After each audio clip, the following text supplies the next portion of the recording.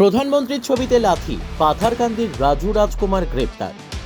প্রধানমন্ত্রীর ছবিতে লাথি সহ পৃথক পৃথক মারপিটের ঘটনায় অভিযুক্ত পাথারকান্দির প্রাক্তন জেলা পরিষদ সদস্য রাজু রাজকুমারকে অবশেষে গ্রেপ্তার করে আদালতে সোপর্দ করল স্থানীয় পুলিশ। শেষে মহামান্য আদালতের নির্দেশে তার ঠাঁই হয় জেল হাজতে। ঘটনার বিবরণে প্রকাশ, রবিবার পাথারকান্দিতে ছিল বিজেপির এমপি প্রার্থী কৃপানাথ মালাহর বিজয় মিছিল। এ নিয়ে এদিন দুপুরে স্থানীয় রবীন্দ্র ভবনে চলছিল আয়োজনের ব্যস্ততা।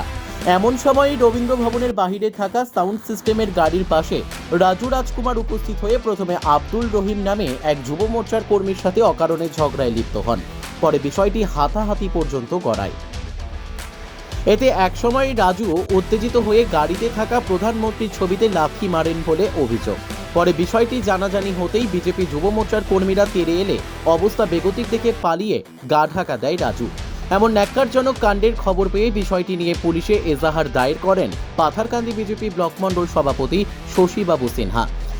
এতে এদিন বিকেলে পুলিশ তদন্তে নেমে অভিযুক্ত রাজুকে এক গোপন স্থান থেকে গ্রেপ্তার করে।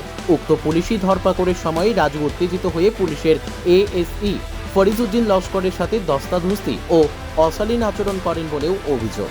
এতে পৃথক পৃথকভাবে পুলিশে মামলা ঠোকেন পুলিশ কর্মী সহ বিজেপি কর্মী আব্দুল করিমও। মোট 3টি মামলায় অভিযুক্ত করা হয় রাজুকে। রাতভর তাকে থানায় আটকে রেখে জেরা করে পুলিশ। সোমবার দুপুরে পুলিশের তদন্তকারী অফিসার বিশাল ছেত্রী রাজুকে জেলা সিজেএম আদালতে সোপর্দ করলে মহামান্য আদালতের নির্দেশে ধৃত তার ঠাঁই হয় জেল হাজতে।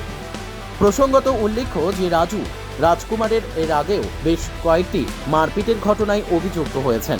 এমনকি গত কবছর আগে তার হাত সাজু নামের এক মোটর চালক খুন হয় বলে অভিযোগ হয়েছে। সে মামলায় রাজুকে জেল হাজতেও থাকতে হয়েছিল। পাথারকান্দি থেকে মলয় কুমার দাসের রিপোর্ট, নববার্তা টুডে।